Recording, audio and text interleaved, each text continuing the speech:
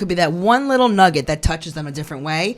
And you can't always assume exactly what that one little thing is. In the marketing world, maybe it's video, maybe it's webinar, maybe it's a social media post, maybe it's an event. We don't know. Right. We have to cast that wide net.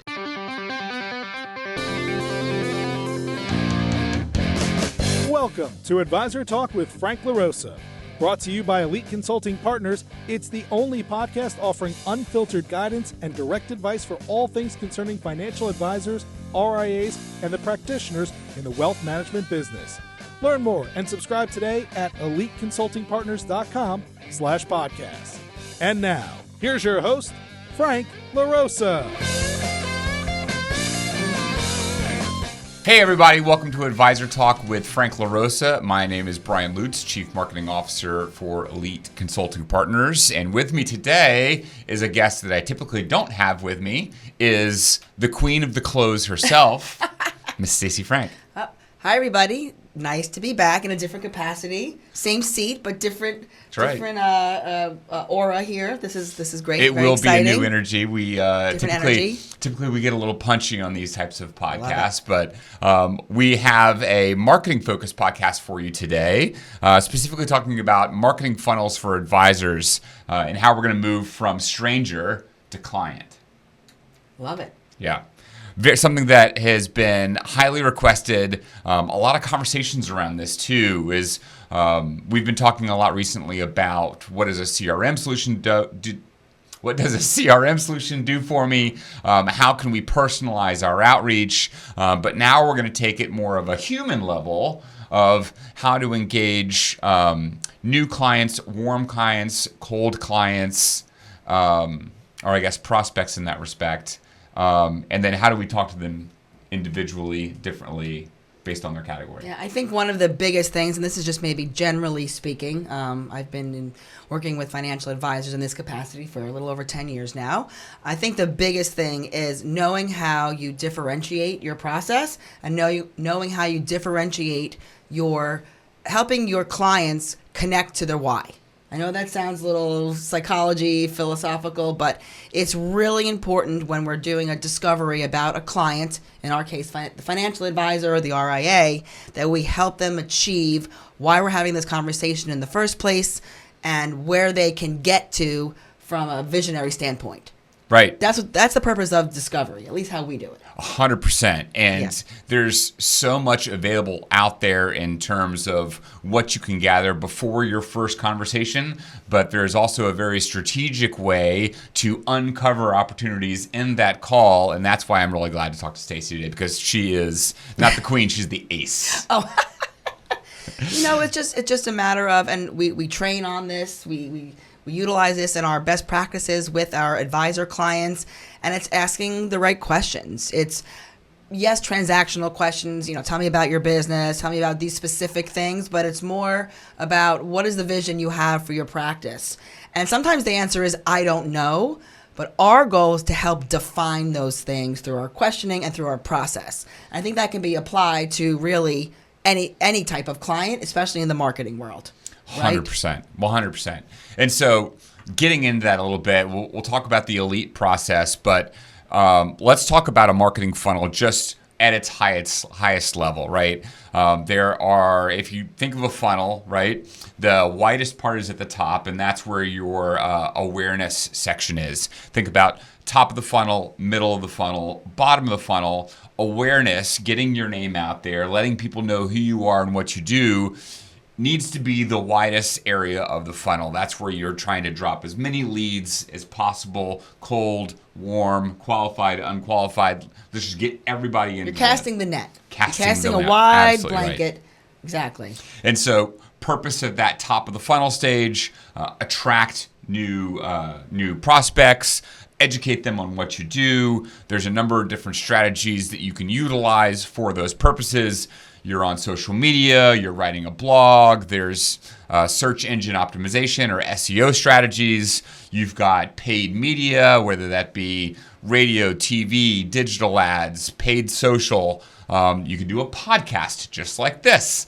And then webinars too. I mean, anything to get your name out there, to have known and unknown people learning about who you are and what you're doing. And I think what you're describing is just really being sensitive to the fact that different things touch different people in different ways. Right. Right. So I've come across a number of clients that love the idea of being in the spotlight and being on video, and we do a lot of that stuff too.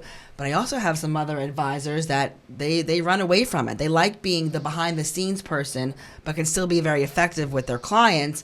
But being out there in that kind of spotlight video strategy is not for them. So we cast all these options for them to say, which one are you? Yeah, no, a recent study said that you have to engage with a prospect at a minimum 7 times before they take their first action. And so to your point, that's hugely important that you're out there on a number of different channels, trying to get out in front of them as many times as possible so they're finally saying, you know what, this is something that I need to be learning more about. This is something, especially in our line of work, it's not a impromptu purchase. It's something that people really need to kind of understand, or at least have a base level knowledge of what you can do for me and how it adds value. Exactly. And I think just, Brian, you and I have been fortunate to work together on a multitude of advisor practices, RIAs, over the last, the time that you've been here with us, which is awesome. And I think it sometimes takes multiple times to learn the song, right? So sometimes it might hit somebody and be impactful in that first conversation, maybe that second conversation. But sometimes it requires a little bit more intention and diversity of the content that we send out to the advisor or the RIA. It could be that one little nugget that touches them a different way, and you can't always assume exactly what that one little thing is. In the marketing world, maybe it's video, maybe it's webinar, maybe it's a social media post, maybe it's an event. We don't know. Right. We have to cast that wide net.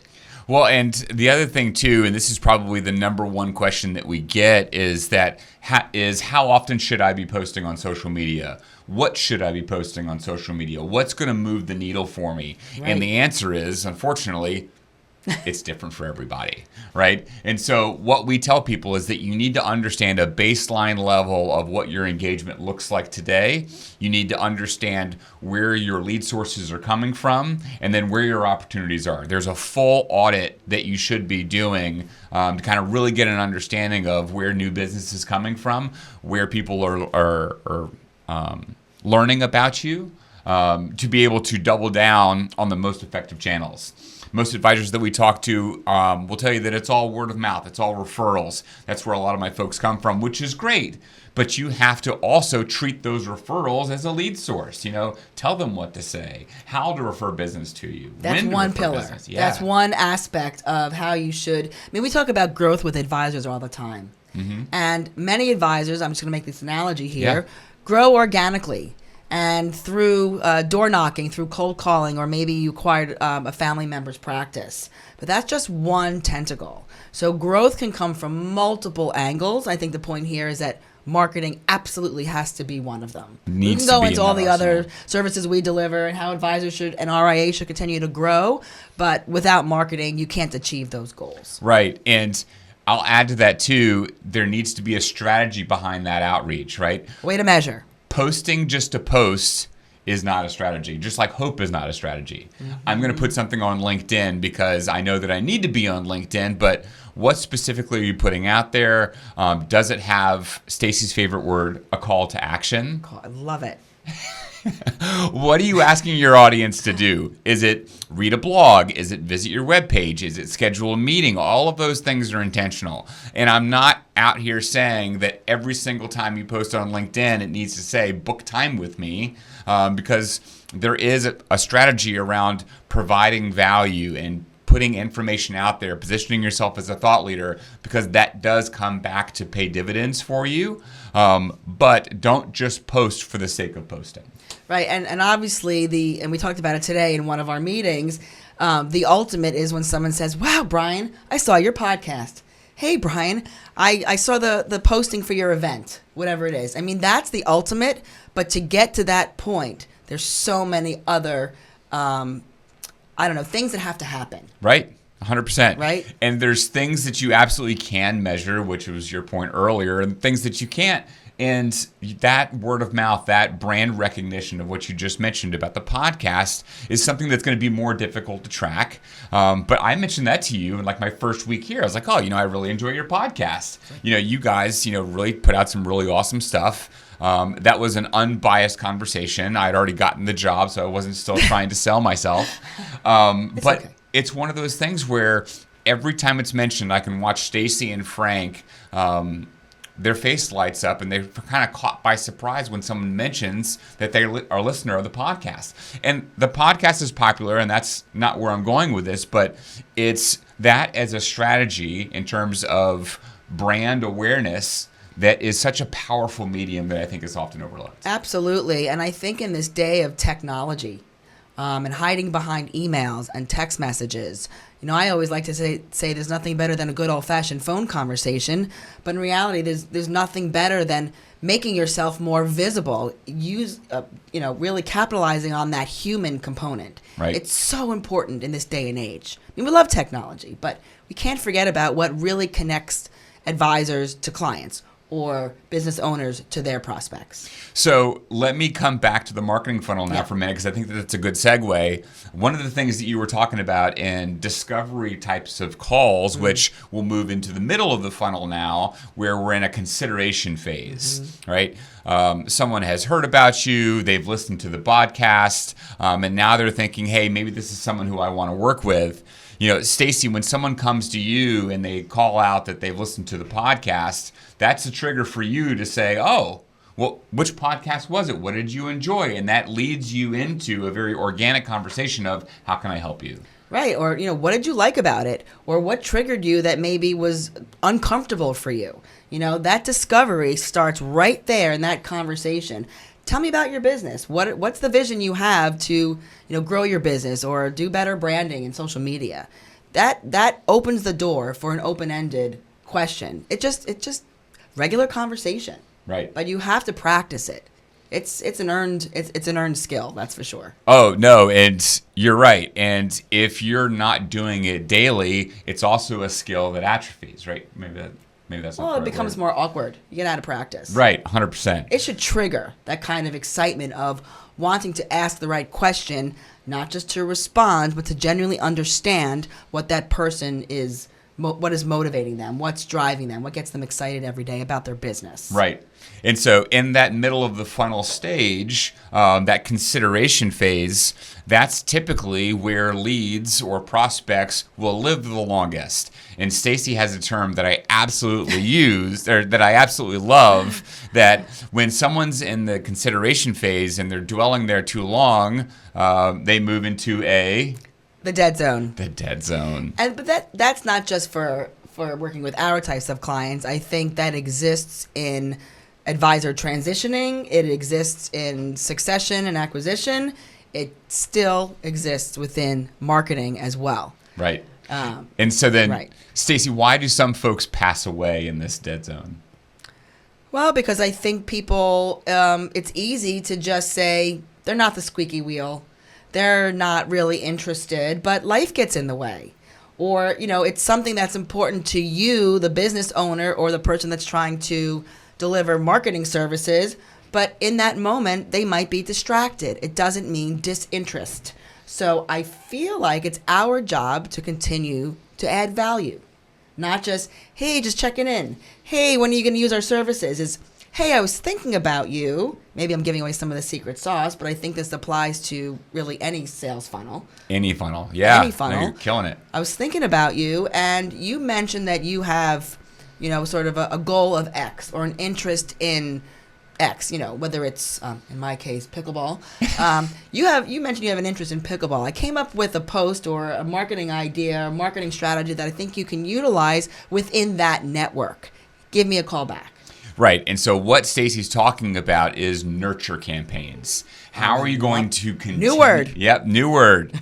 How are you going to nurture these leads in this middle of the funnel stage, this consideration phase, to keep them talking to you, to keep interest until two things happen. Number one, they say, yep, I'm ready to go, or nope, I'm no longer interested. Because those are the two outcomes that you're going to have. Right. But the win is no, I'm not interested, but wow, I didn't know that, or no one's ever asked me that question.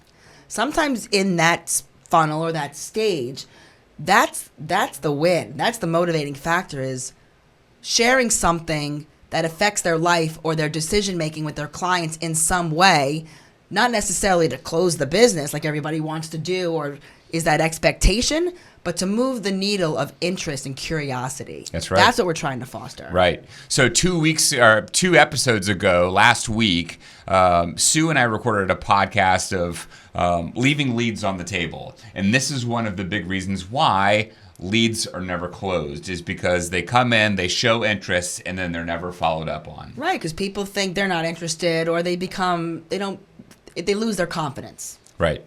And so things that you can do to move people along in this consideration phase, lead magnets, which is essentially giving something of immense amount of value to gain more information about them, which allows you to dig deeper into their needs, uncover new opportunities, nurture campaigns through emails, presenting case studies, and also retargeting ads as well. Now, when we're getting to the bottom of the sales funnel, we're trying to convert them. What are some things that advisors can do after they've gotten to a point where consideration is very high, they're very interested, but they're not yet ready to pull the trigger? Yeah, look, I think I'm going to add that human component in again, and thank goodness for Zoom, because we work with clients, and as many advisor practices do, work with clients all over the country. Let us put our eyes on what you're doing today. Let us see what's working, we want to capitalize on that, and what's not working. Let us make some specific suggestions, and maybe just try a couple things out first. It's okay to start small and evolve big, but, utilizing something, in person or on Zoom that's specific and concrete to get the ball rolling. That in and of itself can bring on great client relationships. What is one of the ways, and this is one of my favorite questions to ask Stacey, what's one of the ways that you've really been able to establish trust quickly, which also helps move people through the funnel probably at a faster scale than others? I think it's just kind of basic. It's patience. It's patience, and it's alignment, and the willingness to not have a defined timeline, but a willingness to engage in the journey with the advisor or with your client at whatever pace that might be. I mean, ultimately, the ideal, sales, the ideal sales opportunity is that the advisor or the client says, "Great, I'm signing on with Elite Marketing Concepts next week. Perfect." But the excitement should be, we're moving along in the journey together. We're building trust. That is so huge because there's so much competition out there in every business, not just ours, but building that trust, building that alignment with the advisor, sitting where they are with what their vision is and what their timeline is, ultimately breeds great results. Right. And so I think that that's such an important correlation, because advisors are essentially putting their practice in your hands and trusting you that you're going to make a right decision for their practice, for them and their clients. And I imagine, and this is where I'm correlating it to an advisor, their clients are in the same situation where, like, this is my entire net worth, this is my retirement, this is what's going to... Yeah, it's my lifeline. Yeah, it's going to keep a roof over my head. And we have to align with trust that. you. Yeah. Right, and we have to align with that. So yeah, a lot to cover there. Thanks for joining me today. I know that we kind of blew through that really quickly, but we'll have some information in the show notes. For more information on marketing funnels, you can reach Stacey at 856-816-6322 or Stacey at eliteconsultingpartners.com. Don't forget the E. or Brian. Brian with an I. That's Brian Lutz, Lutz, at eliteconsultingpartners.com. Find us on the web at elitemarketingconcepts.com and eliteconsultingpartners.com. Thanks for listening, guys. We will talk to you next week. Thanks so much. Thanks for listening to Advisor Talk with Frank LaRosa. If you're looking for more advice or solutions on any topics in the financial services industry, or you just want to subscribe to our podcast, head on over to eliteconsultingpartners.com/podcasts.